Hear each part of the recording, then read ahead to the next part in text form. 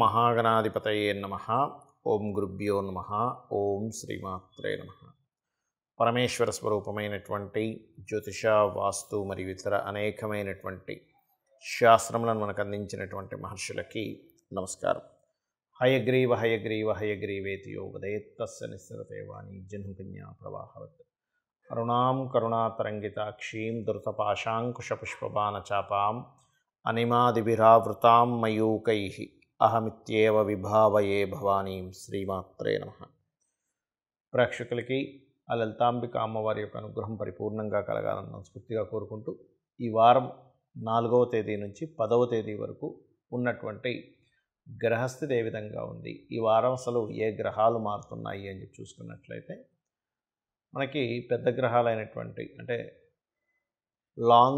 ఎక్కువ కాలం ఒక రాశిలో ఉండేటువంటి గ్రహాలు, ముఖ్యంగా గురువు, శని, రాహుకేతువులు యథాస్థానాల్లో ఉన్నాయి. గురువు మేషంలోని, శని భగవానుడు కుంభంలోని, మరియు మీనంలో రాహువు, కన్యారాశిలో కేతువు యొక్క సంచారం జరుగుతూ, రవి మరియు బుధులు మకర రాశిలో, కుజశుక్రులు ధనస్సులో ఉంటూ, ఆ యొక్క కుజుడు 6వ తేదీ నుంచి మకరంలోకి మారుతున్నాడు ఆయన. అదేవిధంగా చంద్రుడు ఈ వారం మొత్తము కూడా మనకి వృశ్చికం నుంచి మకరం వరకు సంచారం జరుగుతుంది. ఈ యొక్క గ్రహస్థితిని అనుసరించి ద్వాదశ రాశుల వారికి ఏ విధమైనటువంటి ఫలితం రానుంది, మరియు అదేవిధంగా ఏ జాగ్రత్తలు తీసుకోవాలి, ఏ దేవతానుగ్రహం చేసుకుంటే బాగుంటుంది, ఏ దేవతానుగ్రహం వీరికి రానుంది అనే విషయం మనం ఇప్పుడు తెలుసుకుందాం. కర్కాటక లగ్నము, కర్కాటక రాశి. లగ్నానికి కేంద్ర స్థానంలో గురువు ఉండడము, రాశ్యాధిపతి అయినటువంటి చంద్రుడు మాత్రం 4, 5 తేదీలు కాస్త నీచ స్థానంలో ఉన్నందుకు మానసికమైన విషయాల్లో కొంత స్ట్రెస్ ఉంటుంది 4, 5 తేదీలు. కాకపోతే ధనపరంగా మంచి అభివృద్ధి ఉంది మీకు. కాకపోతే మీరు ఏదైనా నిర్ణయాలు తీసుకునేటప్పుడు, సంతకాలు పెట్టేటప్పుడు, అగ్రిమెంట్స్ చేసేటప్పుడు కొద్దిగా జాగ్రత్తగా ఉండండి. అదేవిధంగా కర్కాటకం వారికి పూర్వీకుల ఆస్తులకు సంబంధించినటువంటి విషయంలో, యాన్సిస్టర్స్ ప్రాపర్టీస్ అంటూ ఉంటారు, తాతగారి ఆస్తికి సంబంధించినటువంటి అంశంలో కొద్దిగా గతంతో పోల్చుకుంటే కొంత ప్రోగ్రెసివ్గా ఉంటుంది అనేటువంటిది చూపిస్తుంది. లాంగ్ టర్మ్ కోర్సెస్ లాంటి వాటిలో జాయిన్ అవ్వడము, లాంగ్ టర్మ్ కోర్సెస్లో మీరు వెళ్ళడం అనేటువంటిది స్పష్టంగా గోచరిస్తుంది. మరియు అదేవిధంగా చూసుకున్నట్లయితే వివాహం చేసుకోవాలనుకునేటువంటి విషయంలో చిన్నపాటి ఘర్షణ, తెలిసిన వారిని వివాహం చేసుకునే ప్రయత్నము, అందులో ముఖ్యంగా డిపార్ట్మెంట్లో మనకి పోలీస్ డిపార్ట్మెంటు, ఆర్మీ, డిఫెన్స్ ఇట్లాంటివి ఉంటాయి. ఇటువంటి వాటి ఈ యొక్క రంగాల్లో వృత్తుల్లో ఉన్నవారితో సంబంధాలు కుదరడము, అందులో ముఖ్యంగా ఆదివారము, మంగళవారం కనుక మీరు ప్రయత్నం చేసినట్లయితే త్వరగా కుదిరేటువంటి యోగం స్పష్టంగా గోచరిస్తుంది. అయితే ఈ వారం ముఖ్యంగా గమనించుకున్నట్లయితే 4, 5 తేదీలు మాత్రం ఈ ప్రేమ వ్యవహారాలు, అదేవిధంగా సంతానం కోసం చేసే ప్రయత్న విషయంలోని స్నేహితులతోని కొంత జాగ్రత్త వహించండి. అలాగే ఈ వారంలో సామాజికమైనటువంటి విషయాల్లో రాజకీయ నాయకులకి బాగా కలిసి వస్తుంది. సమాజంలో వెళ్ళేదైనా స్పీచెస్ ఇచ్చేటప్పుడు కానీ సమాజంలో ఆ రెస్పాన్స్ అనేది కొంచెం హై లెవెల్లో వస్తుంది. అదేవిధంగా వృత్తి విషయంలో అభివృద్ధి అనేటువంటిది ఉంది. కాకపోతే మీకు భాగ్యస్థానంలో రాహు యొక్క సంచారం అనేటువంటిది కాస్త పితృదేవతలకు ఎక్కువగా చేస్తూ ఉండాలి. ఎంత పితృదేవత ఆరాధన చేస్తూ ఉంటే అంత చక్కటి ఫలితాలు వస్తూ ఉంటాయి.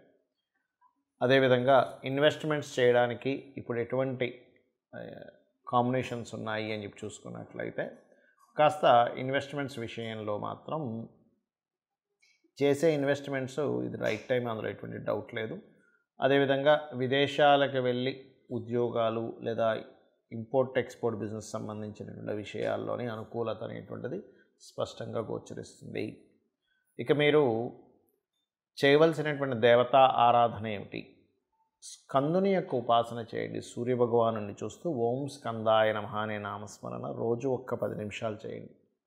ఇప్పుడున్న గ్రహస్థితి రీత్యా మీకు ఏదైతే అనుకూలత ఏర్పడాలో, ఏ విషయంలో అయితే స్ట్రెస్ అవుతున్నారో అవన్నీ కూడా క్లియర్ అవ్వడం జరుగుతుంది. మనము వార ఫలితాలు లేదా ఈ మాస ఫలితాలు కానివ్వండి, సంవత్సర ఫలితాలు కానివ్వండి, ఏదైనా సరే మనం చెప్పుకునేటప్పుడు ముఖ్యంగా దానికంటే కూడా అతి ముఖ్యంగా మీరు చూసుకోవాల్సినటువంటిది మీ యొక్క జన్మజాతక ఫలితాలు గుర్తుపెట్టుకోండి.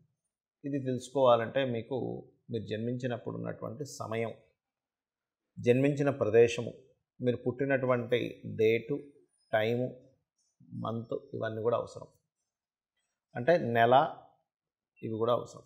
అయితే వీటి వల్ల ఏం తెలుస్తుంది?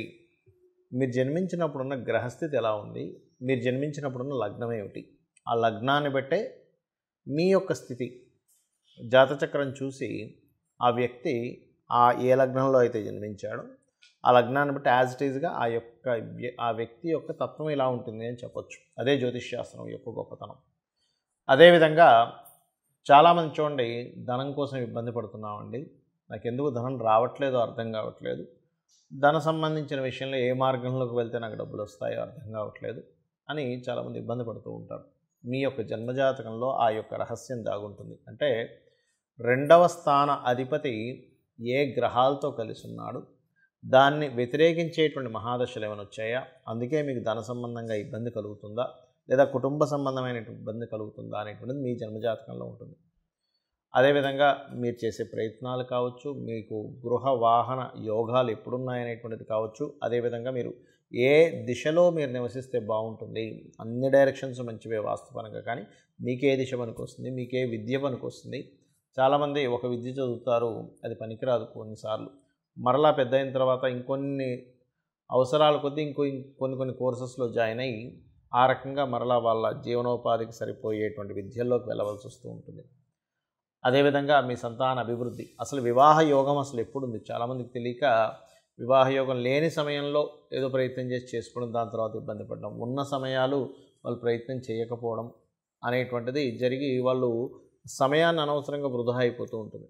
ఆ రకంగా వివాహ సమయం, ఎటువంటి జీవిత భాగస్వామి, ఒకవేళ 2 వివాహాల యోగం కనుక మీ జన్మజాతకంలో ఉన్నట్లయితే దాన్ని ఎలాగా, ఏ పరిహార మార్గం, చిన్న అమ్మవారి యొక్క నామస్మరణతోని చిన్న పరిహారాలతో దాన్ని ఎలా క్లియర్ చేసుకోవాలి, మరియు అదేవిధంగా మీరు చేస్తున్నటువంటి ఏదైతే ఉద్యోగం కానీ వ్యాపారం కానీ అభివృద్ధిలోకి రాకపోవడానికి గల కారణం ఏమిటి, ఒకే దగ్గర ఉండిపోతున్నామండి, ఎదగలేకపోతున్నామని బాధపడుతూ ఉంటారు. అదేవిధంగా ఇన్వెస్ట్మెంట్స్, ఏ సమయంలో ఇన్వెస్ట్మెంట్ చేస్తే మంచిది, ఎందులో ఇన్వెస్ట్మెంట్ చేస్తే మంచిది అనేటువంటి అనేకమైనటువంటి విషయాలు, దాంతోపాటు విదేశాలకు వెళ్ళనా వద్దా, అసలు విదేశీ యోగం ఉందా లేదా, ఒకవేళ ప్రయత్నం చేస్తే ఎప్పుడు ప్రయత్నం చేస్తే మంచిది, ఇటువంటివన్నీ కూడా మీ యొక్క జన్మజాతకంలో చాలా స్పష్టంగా ఉంటాయి.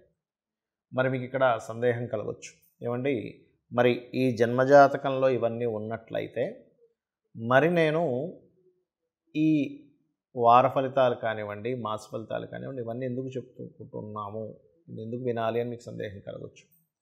ఇక్కడ మీ యొక్క నిర్ణయాలు, మీ ప్లానింగ్స్, మీ ఆలోచనలు ఎలా ఉంటాయో, మీ ఆలోచనలకు తగ్గట్టుగా బయట ఉన్నటువంటి వాతావరణం కానివ్వండి, బయట ఉండే మార్కెట్ కానివ్వండి, బయట ఉండే ట్రాఫిక్ కానివ్వండి, బయట ఉండేటువంటి పరిస్థితులు కానివ్వండి, దానికి అనుకూలిస్తేనే మీ ఆలోచన సక్రమంగా సమయానికి మీరు అనుకున్నది చేయగలుగుతారు.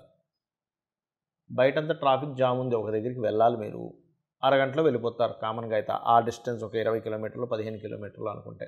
కానీ ట్రాఫిక్ బాగా జామ్ అయితే గంట పట్టచ్చు, గంటన్నర పట్టచ్చు. అప్పుడు మీ ప్రణాళిక ఏమవుతుంది, దెబ్బతింటుంది. అంటే దీన్ని బట్టి మనకేంటి, ఈ సమయంలో అయితే ట్రాఫిక్ ఎక్కువగా ఉంటుంది, ఈ సమయంలో అయితే ట్రాఫిక్ తక్కువగా ఉంటుంది అనేటువంటిది బయట విషయం మనకు తెలిసినప్పుడు దాని తగ్గట్టుగా మనం ముందుగా బయలుదేరుతాం, ఆ సమయానికి చేరుకుంటాం.